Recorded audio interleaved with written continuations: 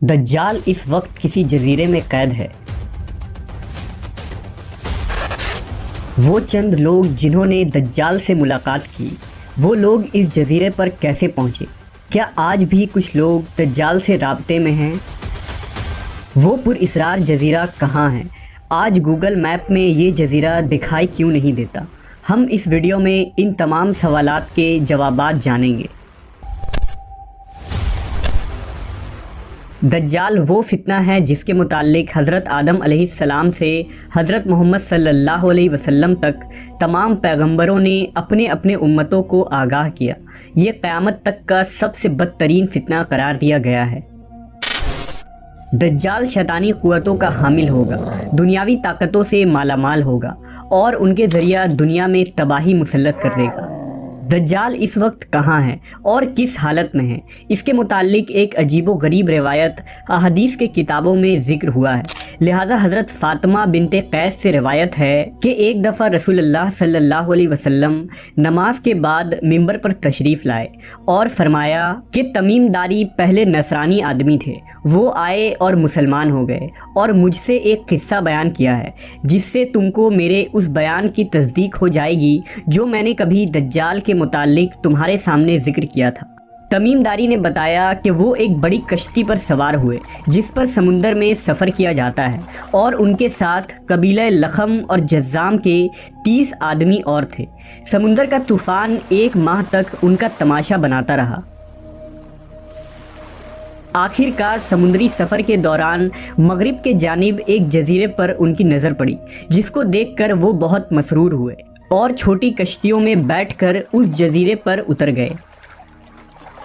जब वो उस जजीरे पर गए तो उन्हें जानवर की शक्ल का एक चीज़ नज़र आया जिसके सारे जिस्म पर बाल ही बाल थे। लोगों ने उससे कहा, कमबख्त तू क्या भला है? वो बोला, मैं दज्जाल का जस्सासा यानी जासूस हूँ। उस गिरजे में चलो, वहाँ एक शख्स है जिसको तुम्हारा बड़ा इंतज़ार है। हम लपक कर उस गिरजे में पहुँचे तो हमने एक बड़ा कवि हैकल शख्स देखा कि उससे कबल हमने वैसा कोई शख्स नहीं देखा था। उसके हाथ गर्दन से मिलाकर और उसके पैर घुटनों से लेकर टखनों तक लोहे की जंजीरों से निहायत ही मजबूती से जकड़े हुए थे। हमने उससे कहा, तेरा नास हो, तू कौन है? वो बोला, तुमको मेरा पता लग ही गया, अब तुम बताओ तुम कौन लोग हो? उन्होंने कहा, हम अरब के बाशिंदे हैं। हम एक बड़ी कश्ती में सफ़र कर रहे थे। समुंदर में तूफ़ान आया और 1 माह तक रहा। इसके बाद हम इस जजीरे में आ गए। उसने कहा, मुझे ये बता कि बैसान के खजूरों में फल आता है या नहीं? हमने कहा, हाँ आता है। उसने कहा, वो वक्त करीब है जब उसमें फल न आएंगे। फिर उसने पूछा, अच्छा बहर तिब्रिया के मुताल्लिक बताओ, उसमें पानी है या नहीं? हमने कहा, बहुत है। उसने कहा, वो ज़माना करीब है जबकि उसमें पानी ना रहेगा। फिर उसने पूछा, ज़गर के चश्मे के मुताल्लिक बताओ, उसमें पानी है या नहीं? और क्या उस बस्ती वाले उसके पानी से खेतों को सैराब करते हैं? हमने कहा, उसमें बहुत पानी है और लोग उसके पानी से खेतों को सैराब करते हैं। फिर उसने कहा, अच्छा नबी उम्मी का कुछ हाल सुना? हमने कहा, वो मक्का से हिजरत करके मदीना तशरीफ़ ले गए हैं। उसने पूछा, क्या अरब के लोगों ने उसके साथ जंग की है? हमने कहा, हाँ। उसने पूछा, अच्छा फिर क्या नतीजा रहा? हमने बताया कि वो अपने गिरदो नवाह पर गालिब आ चुके हैं और लोग उनकी इताअत कबूल कर चुके हैं। उसने कहा, सुन लो कि अरबों के हक़ में यही बेहतर था कि वो उनकी इताअत कर लें। और अब मैं तुमको अपने मुताल्लिक बताता हूँ। मैं मसीह दज्जाल हूँ और वो वक्त करीब है जबकि मुझको यहाँ से बाहर निकलने की इजाज़त मिल जाएगी। मैं बाहर निकलकर तमाम ज़मीन पर घूमूंगा।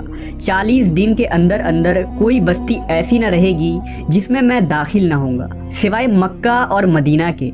उन दोनों मकामात में मेरा दाखिला ममनू है। नबी सल्लल्लाहु अलैहि वसल्लम ने अपना असा मुबारक मिंबर पर मार कर फरमाया, ये तैयबा है, ये तैयबा है। मैं तुमको यही बताया करता था। जान लो कि दज्जाल ना शाम के समुंदर में है और ना ही यमन के समुंदर में, बल्कि वो मशरिक में है। और नबी सल्लल्लाहु अलैहि वसल्लम ने मशरिक की तरफ हाथ से इशारा फरमाया। حضرت تمیم داری اور ان کے ساتھیوں نے جس جزیرے پر دجال سے ملاقات کی تھی اس کا علم آج تک کسی کو نہیں ہو سکا، لیکن اس بارے میں بہت سارے دعوے کیے جاتے رہے ہیں کہ وہ پر اسرار جزیرہ کہاں ہے جہاں دجال زنجیروں میں جکڑا قید ہے۔ بعض لوگوں کا گمان ہے کہ بحر عرب میں موجود سقطرہ نامی جزیرہ ہی وہ جزیرہ ہے جہاں دجال قید ہے۔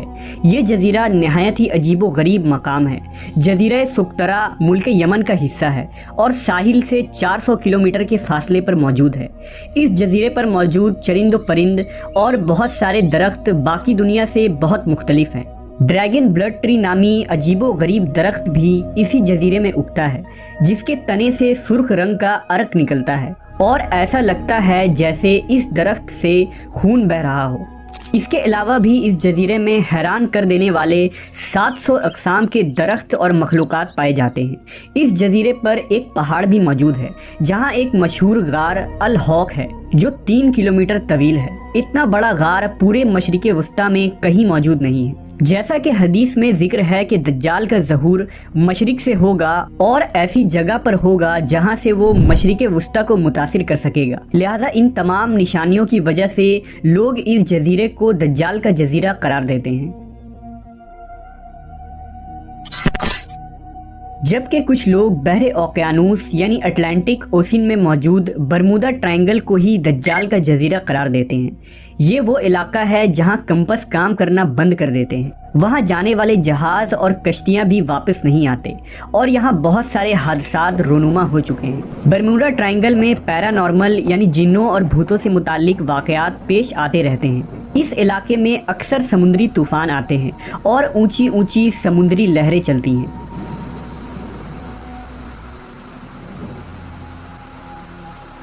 برمودا دراصل کسی ایک جزیرے کا نام نہیں، یہ ایک تکون نما علاقہ ہے جس کے اندر 300 سے زیادہ غیر آباد اور سنسان جزیرے موجود ہیں جہاں آج تک انسانوں نے قدم نہیں رکھا ہے۔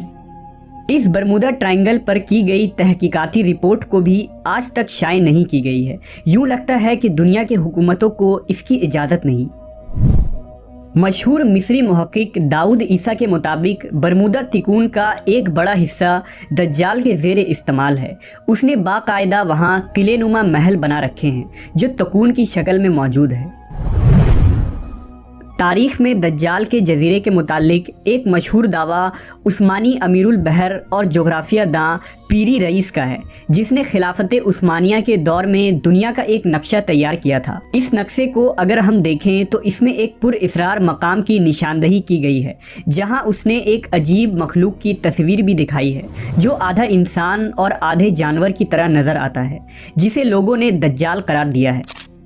ترکی کے ایک مشہور مصنف قرسان برکان نے اپنی ایک کتاب میں لکھا ہے کہ دجال ایک جزیرے میں قید ہے جہاں سے وہ اپنے پیروکار یعنی امریکہ اور اسرائیل کو ہدایت دیتا ہے، اور امریکہ اور یہودیوں کی بحری جہازیں اس جزیرے تک جاتی ہیں جہاں وہ اس گرجے میں دجال سے ملاقات کرتے ہیں اور انہیں بتایا جاتا ہے کہ آگے کیا کرنا ہے، لیکن یہ معلومات اتنی خفیہ ہوتی ہے کہ آج تک کوئی بھی یہ نہیں جان پایا کہ یہ جزیرہ کہاں موجود ہے۔ برکان نے لکھا کہ وہ جزیرہ برمودا تکون میں ہی ہے کیونکہ برمودا ٹرائنگل میں ایک ایسا جزیرہ موجود ہے جہاں ایک بڑا گرجا پایا جاتا ہے اور جہاں کسی کو بھی جانے کی اجازت نہیں ہے، اور اگر کوئی وہاں داخل ہونا چاہے تو وہ وہاں سے واپس نہیں آ سکتا۔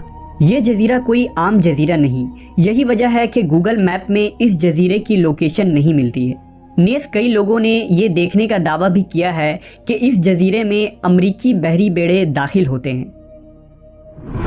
عیسیٰ داؤد نے اپنی کتاب میں لکھا ہے کہ دجال زمانہ قدیم سے بحر الکاہل کے ان غیر آباد اور ویران جزیروں میں رہتا تھا، اور حضور صلی اللہ علیہ وسلم کے وصال تک وہ بیڑیوں میں جکڑا ہوا تھا، مگر آپ صلی اللہ علیہ وسلم کے وفات کے بعد اس کی بیڑیاں ٹوٹ گئیں اور وہ آزاد ہو گیا، مگر اسے خروج کی اجازت نہیں، لہٰذا اب وہ برمودا ٹرائنگل کے قریب ویران جزیروں میں رہتا ہے اور وہاں سے اپنی دجالی قوتوں اور پیروکاروں کے ذریعہ خروج کی تیاریاں کر رہا ہے۔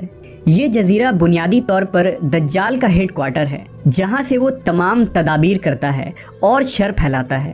اب ان جزیروں میں دجال کا جزیرہ کون سا ہے اس کا صحیح علم صرف اللہ تبارک و تعالیٰ کو ہی ہے، اور اپنے مقررہ وقت پر اللہ کے حکم سے دجال ان جزیروں سے نکل کر انسانی آبادی کی طرف آ جائے گا، جو ہمارے لیے ایک آزمائش اور فتنہ ثابت ہوگی، جس فتنے سے بچنے کے لیے نبی آخر الزماں حضرت محمد صلی اللہ علیہ وسلم نے ہمیں راہ دکھایا ہے۔